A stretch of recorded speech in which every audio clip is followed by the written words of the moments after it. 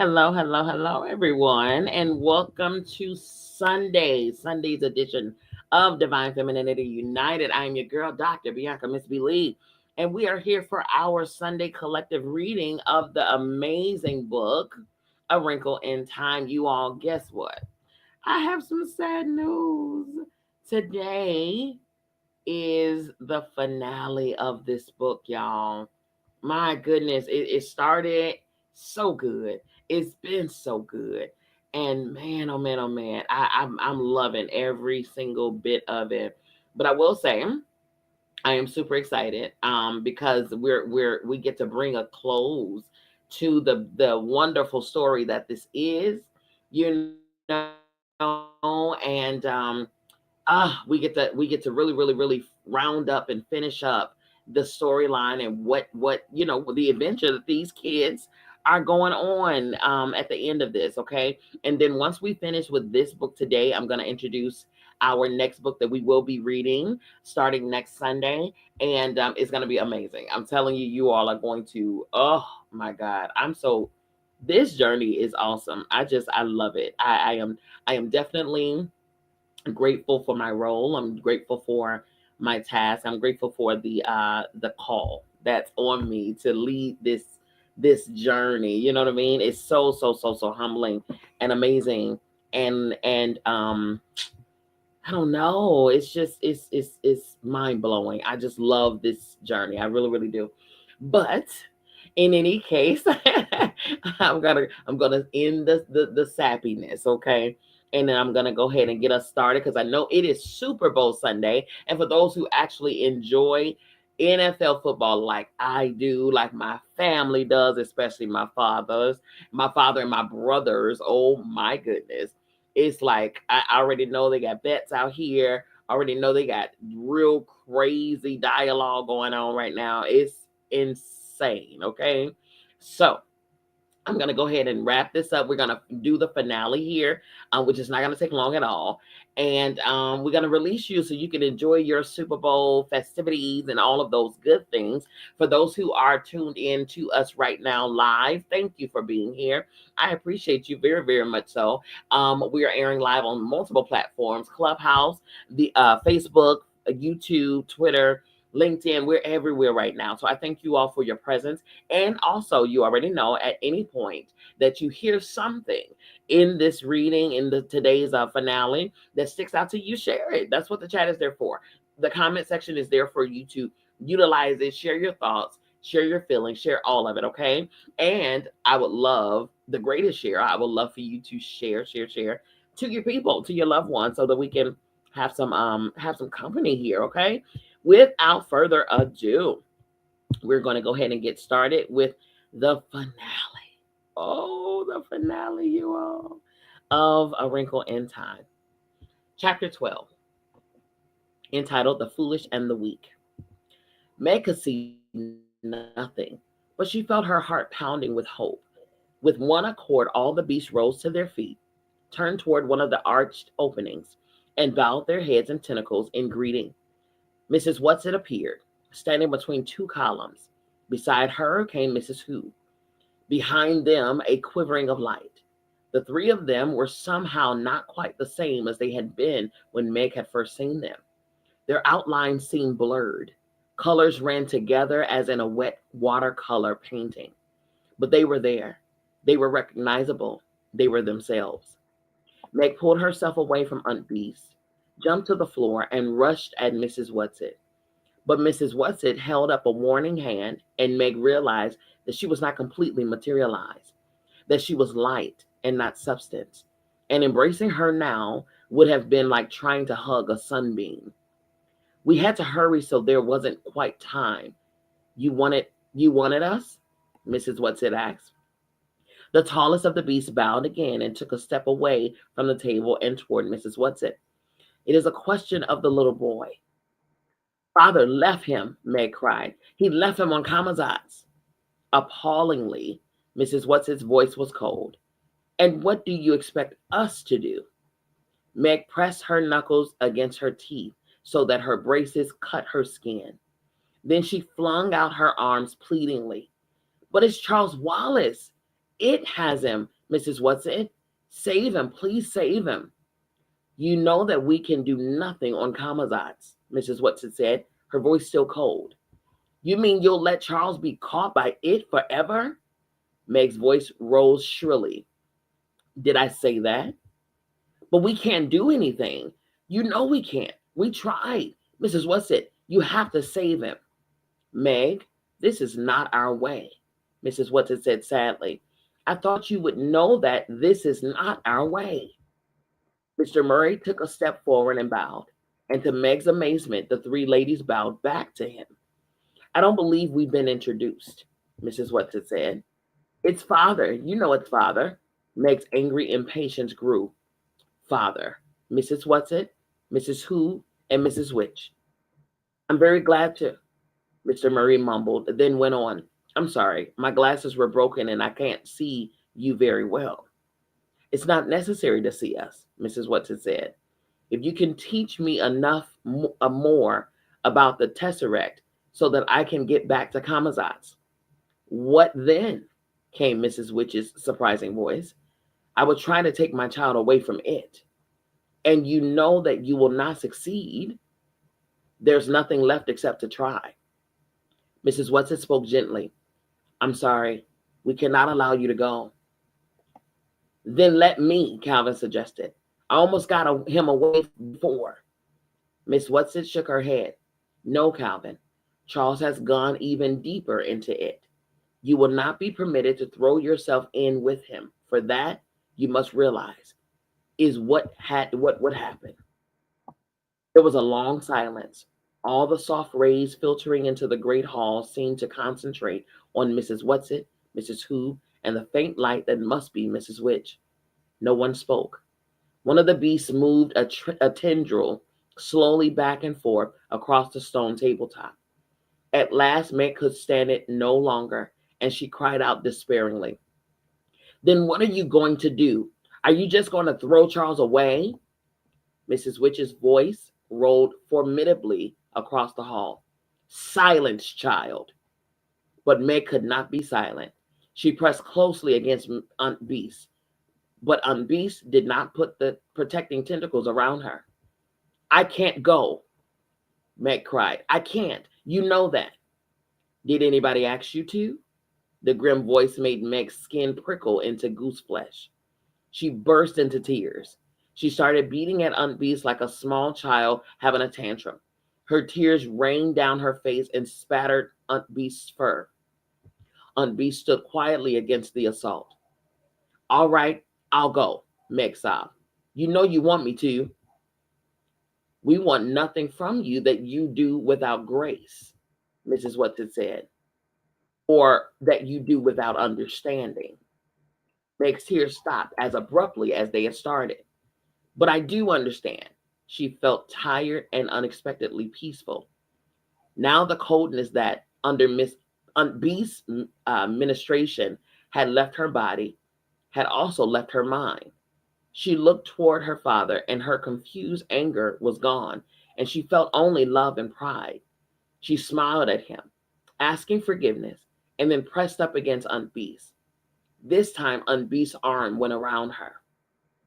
Mrs. Witch's voice was grave. What do you understand? That it has to be me. It can't be anyone else. I don't understand Charles, but he understands me. I'm the one who's closest to him. Father's been away for so long, since Charles Wallace was a baby. They don't know each other. And Calvin's only known Charles for such a little time.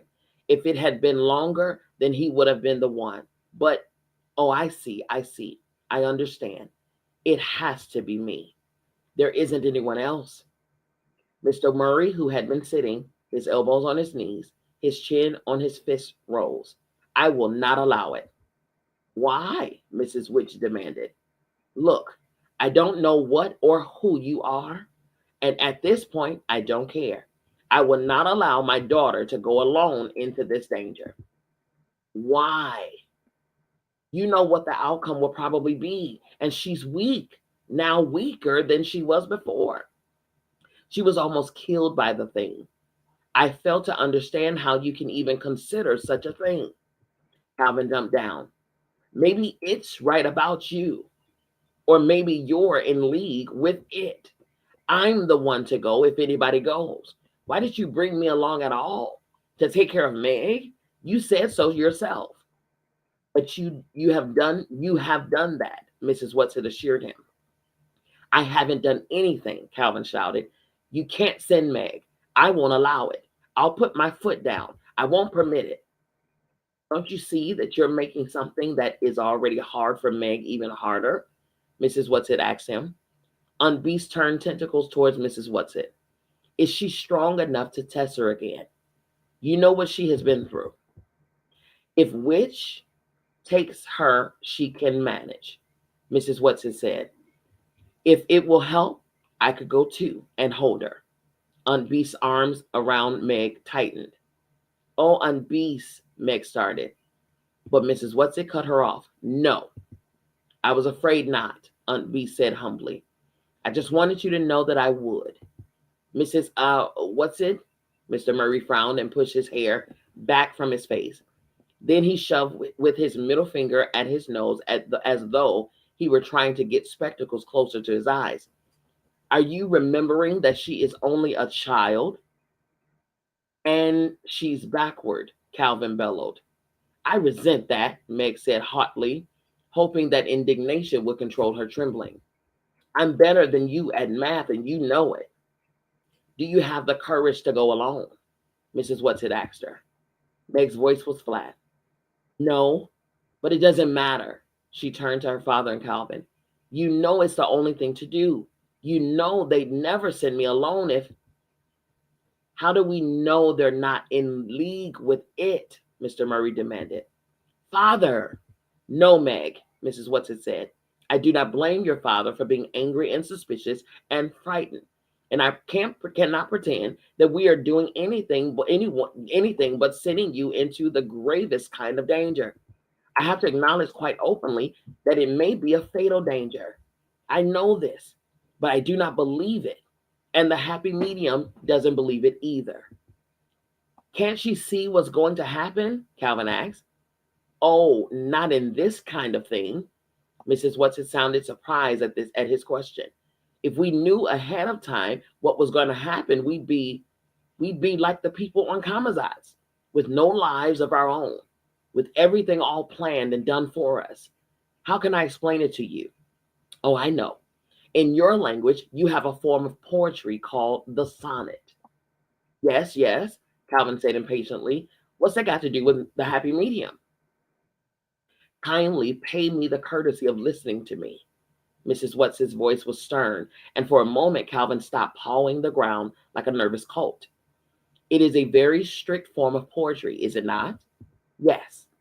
There are 14 lines, I believe, all in iambic pentameter. That's a very strict rhythm or meter. Yes? Yes, Calvin nodded. And each line has to end with the rigid rhyme pattern. And if the poet does not do it exactly this way, it is not a sonnet, is it? No. But within this strict form, the poet has complete freedom to say whatever he wants, doesn't he? Yes. Calvin nodded again. So, Mrs. Watson said, so what? Oh, do not be stupid, boy, Mrs. Watson scolded. You know perfectly well what I'm driving at. You mean you're comparing our lives to a sonnet, a strict form, but freedom within it? Yes, which is what it said. You're given the form, but you have to write the sonnet yourself. What you say is completely up to you. I love that right there. My goodness. Oh, God, I love that right there. It's almost like the birth natal chart. The birth natal chart is the sonnet. Okay, so there's your timeline from your birth to the very end. Your eighth house depicts the end to the very end of your life. But in the sonnet, you get to write whatever you want. So our choices, our directions, what we do, who we're with, that is the feeling of the sonnet. But the structure is what it is. I love that. Ooh. She said, you're given the form, We're given the life and the path. Even in Christianity, there's a scripture in the Bible that says, I place before you life and death. Then it says, choose life so that you and your seed may live, but it's still your choice. Ah, man, this is awesome. She says, you're given the form, but you have to write the sonnet yourself. We're writing our story ourselves, choice by choice, moment by moment, instant by instant. My God, what you say is completely up to you. So how you live it is completely up to you. Wow. Please, Meg said, please, if I've got to go, I want to go and get it over with. Each minute you put it off makes it harder. She is right, boomed Mrs. Witch's voice. It is time. You may say goodbye. Mrs. Whatsit was giving her not permission, but a command. Meg curtsied clumsily to the beast. Thank you all very much. I know you saved my life. She did not add what she could not help thinking. Saved it for what? So that it could get me? She put her arms about Aunt Beast, pressed up against the soft, fragrant fur. Thank you, she whispered. I love you. And I you, little one. Aunt Beast pressed gentle tendrils against Meg's face. Cal, Meg said, holding out her hand. Calvin came to her and took her hand, then drew her roughly to him and kissed her. He didn't say anything, and he turned away before he had a chance to see the surprised happiness that brightened Meg's eyes. At last she turned to her father. I'm sorry, Father. He took both her hands in his, bent down to her with his short-sighted eyes. Sorry for what, Megatron? Tears almost came to her eyes at the gentle use of the old nickname. I wanted you to do it all for me. I wanted everything to be all easy and simple. So I tried to pretend that it was all your fault because I was scared and I didn't want to have to do anything myself. But I wanted to do it for you, Mr. Murry said. That's what every parent wants. He looked into her dark, frightened eyes. I won't let you go, Meg. I am going. No, Mrs. What's-his voice was sterner than Meg had ever heard it. You are going to allow Meg the privilege of accepting this danger. You are a wise man, Mr. Murry. You are going to let her go. Wow, wow, wow, wow. Ooh, Mr. Murry sighed. He drew Meg close to him. Little Megaparsis, don't be afraid to be afraid. We will try to have courage for you. That is all we can do. Your mother was always shoving me out in the world, Meg said. She'd want me to do this. You know she would. Tell her, she started, choked, then held her head and said, no, never mind. I'll tell her myself. Good girl, of course you will. Meg walked slowly around the great table to where Mrs. Whatsit was still poised between the columns. Are you going with me? No, only Mrs. Witch. The black thing, fear made her voice tremble. When Father tested me through it, it almost got me. Your father is singularly inexperienced, Mrs. Whatsit said, though a fine man and worth teaching. At the moment, he still treats Tessering as though he were working with a machine. We will not let the black thing get you, I don't think. This is not exactly comforting. The momentary vision and faith that had come to Meg dwindled. But suppose I can't get Charles Wallace away from it. Stop, Mrs. Whatsit held her hand up. We gave you gifts the last time we took you to Kamazat. We will not let you go empty-handed this time. But what we can give you now is nothing you can touch with your hands. I give you my love, Meg. Never forget that. My love always. This is who, eyes shining behind spectacles, beamed at Meg. Meg felt in her blazer pocket and handed back the spectacles she had used on Kamazat. Your father is right, Mrs. Hu took the spectacles and hid them somewhere in the folds of her robes. The virtue is gone from them. And what I have to give you this time, you must try to understand, not word by word, but in a flash as you understand the Tesseract. Listen, Meg. Listen well. The foolishness of God is wiser than men, and the weakness of God is stronger than men. For ye see your calling, brethren, how that not many wise men after the flesh, not many mighty, not many noble are called, but God hath chosen the foolish things of the world to confound the wise, and God hath chosen the weak things of the world to confound the things which are mighty, and base things of the world and things which are despised hath God chosen, yea, and things which are not, to bring to naught things that are. She paused, and then she said, May the right prevail. Her spectacles seemed to flicker. Behind her, through her, one of the columns became visible. There was a final gleam from the glasses, and she was gone. Meg looked nervously to where Mrs. Whatsit had been standing before Mrs. Who spoke, but Mrs. Whatsit was no longer there. No, Mr. Murry cried, and stepped toward Meg. Mrs. Witch's voice came through her shimmer. I cannot hold your hand, child. Immediately, Meg was swept into darkness, into nothingness, and then into the icy, devouring cold of the black thing. Mrs. Witch won't let it get me, she thought over and over while the cold of the black thing seemed to crunch at her bones. Then they were through it, and she was standing breathlessly on her feet on the same heel on which they had first landed on Kamazat's. She was cold and a little numb, but no worse than she had often before in the winter in the country when she had spent an afternoon skating on the pond. She looked around. She was completely alone. Her heart began to pound. Then, seeming to echo from all around her, came Mrs. Witch's unforgettable voice. I have not given you my gift. You have something that it has not. This something is your only weapon, but you must find it for yourself. Then the voice ceased, and Meg knew that she was not alone. She walked slowly down the hill, her heart thumping painfully against her ribs. There below her was the same row of identical houses they had seen before, and beyond these, the linear buildings of the city.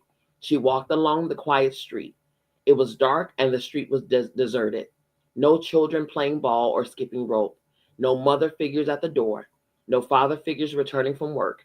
In the same window of each house was a light, and as Meg walked down the street, all the lights were extinguished simultaneously. Was it because of her presence, or was it simply that it was time for lights out? She felt numb, beyond rage or disappointment or even fear. She put one foot ahead of the other with precise regularity, not allowing her pace to lag. She was not thinking. She was not planning. She was simply walking slowly but steadily toward the city and the domed building where it lay. Now she approached the outlying buildings of the city. In each of them was a vertical line of light, but it was a dim, eerie light, not the warm light of stairways in cities of home.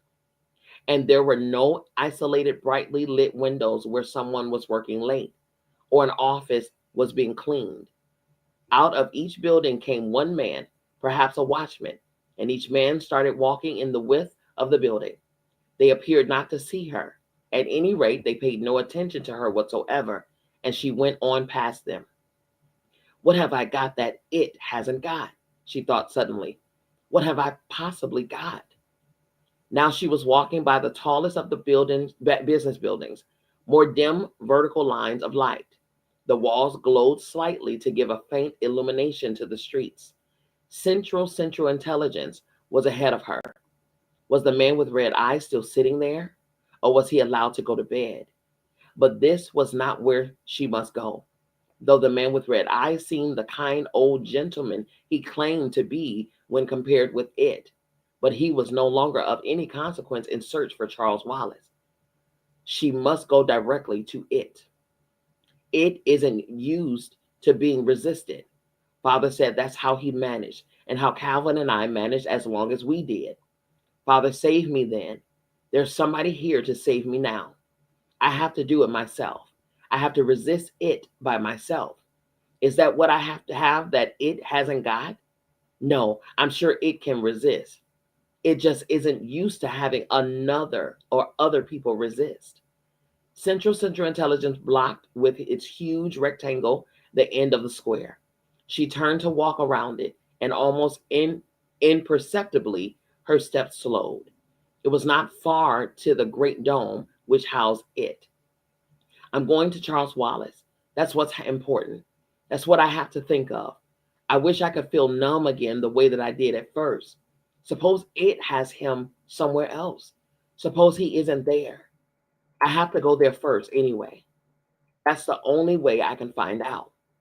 Her steps got slower and slower as she passed the great bronze doors, the huge slabs of the Central Intelligence building, as she finally saw ahead of her the strange light pulsing dome of it. Father said it was all right for me to be afraid. He said to go ahead and be afraid.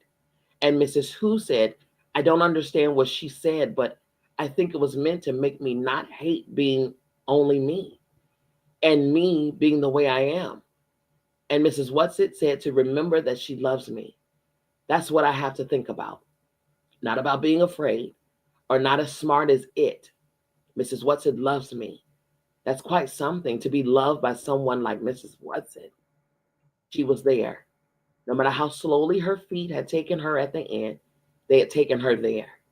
Directly ahead of her was a circular building, its walls glowing with violent flame, its silvery roof pulsing with a light that seemed to Meg to be insane. Again, she could feel the light, neither warm nor cold, but reaching out to her, pulling her toward it. There was a certain sucking, and she was within. It was as though the wind had been knocked out of her. She gasped for breath in her own rhythm, not the permeating pulsing of it. She could feel the inexorable beat within her body, controlling her heart, her lungs, but not herself, not Meg. It did not quite have her. She blinked her eyes rapidly and against the rhythm until the redness before them cleared and she could see. There was the brain. There was it, lying pulsing and quivering on the die, soft and exposed and nauseating. Charles Wallace was crouched beside it, his eyes still slowly twirling, his jaw still slack, as she had seen him before, with a tick in his forehead, reiterating the revolving rhythm of it. As she saw him, it was again as though she had been punched in the stomach, for she had to realize afresh that she was seeing Charles, and yet it was not Charles at all. Where was Charles Wallace? Her own beloved Charles Wallace. What is it I have got that it hasn't got? You have nothing that it hasn't got, Charles Wallace said coldly. How nice to have you back, dear sister. We have been waiting for you. We knew that Mrs. Whatsit would send you. She is our friend, you know. For an appalling moment, Meg believed, and in that moment she felt her brain being gathered up into it. No, she screamed at the top of her lungs. No, you lie. For a moment she was free from its clutches again. As long as I can stay angry enough, it can't get me. Is that what I have that it doesn't have?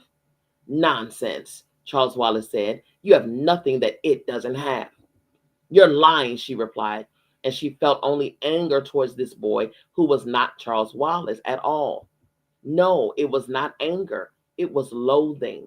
It was hatred, sheer, unadulterated, and as she became lost in hatred, she also began to be lost in it. The red miasma swam before her eyes. Her stomach churned in its rhythm. Her body trembled with the strength of her hatred and the strength of it. With the last vestige of consciousness, she jerked her mind and body. Hate was nothing that it didn't have. It knew all about that. You're lying about that, and you're lying about Mrs. Whatsit, she screamed. Mrs. Whatsit hates you, Charles Wallace said. And that was where it made its fatal mistake. For as Meg said, automatically, Mrs. Whatsit loves me. That's what she told me, that she loves me. Suddenly she knew. She knew love. That was what she had that it did not have. She had Mrs. Whats's love, and her father's and her mother's and the real Charles Wallace's love and the twins and a beast. And she had her love for them. And how could she use it? What was she meant to do? If she could give love to it, perhaps it would shrivel up and die. For she was sure that it could not withstand love. Oh, my God. Oh, but she, in all her weakness and foolishness and baseness and nothingness, was incapable of loving it. Perhaps it was too much to ask of her, but she could not do it. But she could love Charles Wallace. She could stand there and she could love Charles Wallace, her own Charles Wallace, the real Charles Wallace, the child for whom she had come back to Kamazats, to it, the baby who was so much more than she was and who was yet so utterly vulnerable. She could love Charles Wallace. Charles, Charles, I love you. My baby brother who always takes care of me. Come back to me, Charles Wallace. Come away from it. Come back. Come home. I love you, Charles. Oh, Charles Wallace, I love you. Tears were streaming down her cheeks, but she was unaware of them. Now she was even able to look at him, at this animated thing that was not her own Charles Wallace at all. She was able to look and love. I love you. Charles Wallace, you are my darling and my dear and the light of my life and the treasure of my heart. I love you. I love you. I love you. Slowly his mouth closed. Slowly his eyes stopped their twirling. The tick in his forehead ceased its revolting twitch. Slowly he advanced towards her. I love you, she cried. I love you, Charles. I love you. Then suddenly he was running, pelting. He was in her arms. He was shrieking with sobs. Meg, Meg, Meg. I love you, Charles, she cried again, her sobs almost as loud as his. Her tears mingled with his. I love you. I love you. I love you. A whirl of darkness, an icy cold blast, an angry, resentful howl that seemed to tear through her. Darkness again. Through the darkness to save her came a sense of Mrs. What's-its presence, so that she knew it could not be it who now had her in his clutches. And then the feel of earth beneath her, of something in her arms. She was rolling over on the sweet smelling autumnal earth. And Charles Wallace was crying out, Meg, oh Meg. Now she was hugging him close to her, and his little arms were clasped tightly about her neck. Meg, you save me. You save me, he said over and over again. Meg, came a call, and there were her father and Calvin hurrying through the darkness toward them. Still holding Charles, she struggled to stand up and looked around. Father, Cal, where are you? Charles Wallace, holding her hand tightly, was looking around too, and suddenly he laughed, his own sweet, contagious laugh. In the twins' vegetable garden, and we landed in the broccoli. Meg began to laugh too. At the same time, she was trying to hug her father, to hug Calvin, and to not let go of Charles Wallace for 1 second. Meg, you did it, Calvin shouted. You saved Charles. I'm very proud of you, my daughter. Mr. Murry kissed her gravely, then turned toward the house. Now I must go in to mother. Meg could tell that he was trying to control his anxiety and eagerness. Look, she pointed to the house, and there were the twins and Mrs. Murry walking toward them through the long, wet grass. First thing tomorrow, I must get some new glasses, Mr. Murry said, squinting in the moonlight and then startled to run toward his wife. Denny's voice came crossly over the lawn. Hey, Meg, it's bedtime. Sandy suddenly yelled, Father! Mr. Murry was running across the lawn, Mrs. Murry running toward him, and they were in each other's arms. And then there was a tremendous happy jumble of arms and legs and hugging, the older Murrays and Meg and Charles Wallace and the twins, and Murry grinning by them, and Calvin grinning by them, until Meg reached out and pulled him in, and Mrs. Murry gave him a special hug all of his own. They were talking and laughing all at once when they were startled by a crash, and Fortinbras, who could bear being left out of the happiness not 1 second longer, catapulted his sleek black body right through the screened door to the kitchen. He dashed toward the lawn to join in the joy and almost knocked them all over with the exuberance of his greeting. Meg knew all at once that Mrs. Whatsit, Mrs. Who, and Mrs. Which must be near, because all through her she felt a flooding of joy and love that was even greater and deeper than the joy and love which were already there. She stopped laughing and listened, and Charles listened too. Hush. Then there was a whirling, and Mrs. Whatsit, Mrs. Who, and Mrs. Which were standing in front of them, and the joy and love were so tangible that Meg felt that if she only knew where to reach, she could touch it with her bare hands. Mrs. Whatsit said breathlessly, "Oh, my darlings, I'm sorry we don't have time to say goodbye to you properly. You see, we have to." But they never learned what it was that Mrs. Whatsit, Mrs. Who, and Mrs. Which had to do, for there was a gust of wind and they were gone. Oh my goodness, y'all. That's the end of the book. That's the end of the book. My goodness, that was so good. That was so good. Okay. The ultimate message there, love. Love. Love, love, love. No matter what, love, because the evil, the heavy denseness of the darkness that's in our land, in our realms, and even in other realms, apparently, it feeds off of hate. It feeds off of division. It feeds off of anger. It feeds off of low self-esteem. It feeds off of the negativity. But it cannot defeat love. Wow. Wow, wow, wow. Y'all, that was amazing. I absolutely loved it. Oh my God, that was awesome. Okay. Oh man, oh man, oh man, oh man, oh man. So good, so good. I wouldn't mind reading this over again. I think this book is a reminder. I'm going to use this as a reminder. Every now and again, I might read this book once a year because it lets your inner child have a good time, you know? Okay, that's the end of that book. That was amazing. You all, if you want the book, I always tell you, what to do. If you want the book, you gotta send me an email. Even after we're done reading it, it's perfectly fine. Any book that we've ever read, send me an email and request it. You can email me at info@biancamissblee.com. Okay, info@biancamissblee.com. You can visit my website if you want to get in touch with me or take advantage of any service that I offer, any courses, any merchandise or whatever that I have, books that I have, or whatever the case. Go to the website and take advantage of it. Okay, you'll see a lot of the information. You can see where you can find me on other platforms when I do my midweek shows and whatnot, on TikTok. And let's see, you have the astrological transits that are there. They're all up to date. You can see those on YouTube as well.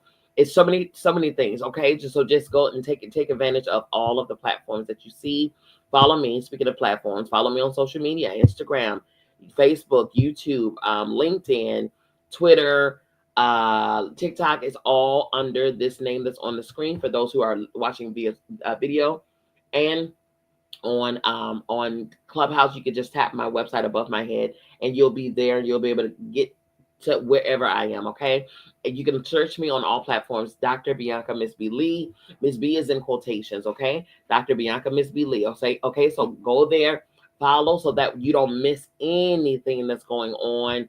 Okay, we're going to be, next time you see us, which is next week, you will see us under another name. We are really reinventing the platform. We're reinventing, because we're not just Divine Femininity. Now, we did begin that back in 2020, actually, at the genesis of this platform. We were focused on Divine Feminine only, but we've expanded out of that, you all. We're a oneness. We are of one, as one, all together. We are one, of one, as one. Okay, I understand duality. I get it. But that, even that is division. Even that to me is division. I've transcended that, and I've came to the understanding that there is only all. There's only oneness, and in oneness, in all, there is all. Whatever that needs to be, whatever it needs to be, whatever we need to be in every moment, in each moment, whatever it is, it's only, always, all. Okay? Just oneness. And I choose to stay there. I choose to transcend to that focus, you know? So we're going to have a new name. And yeah, I love. I can't wait. I'm super excited. I hope you all will enjoy it too. Nothing about us is going to change other than the name. That's it. That's all. Okay.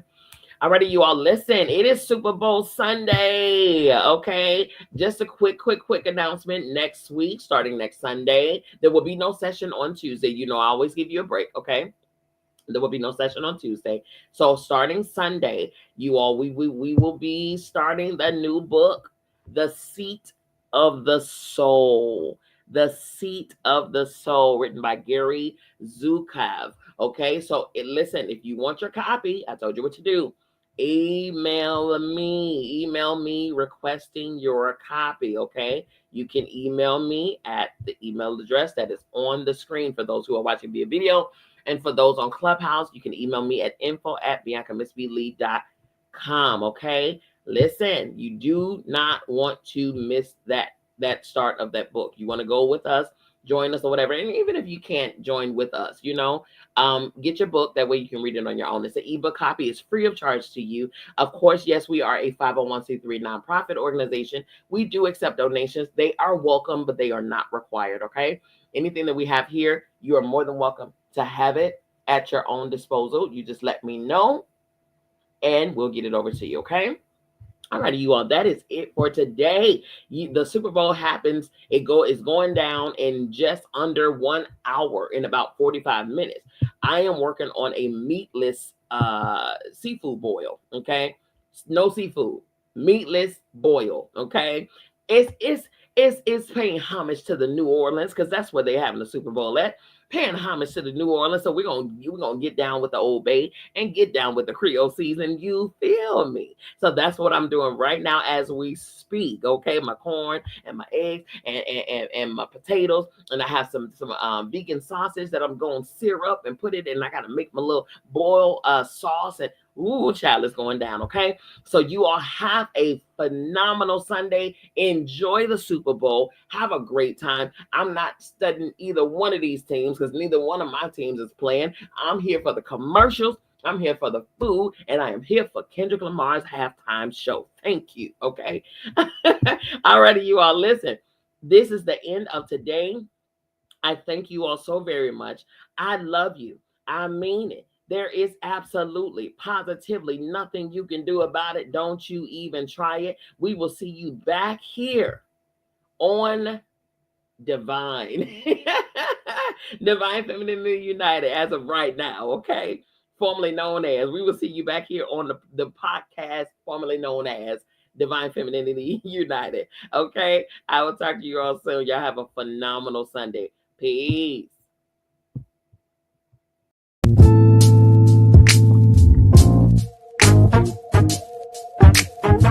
Thank you.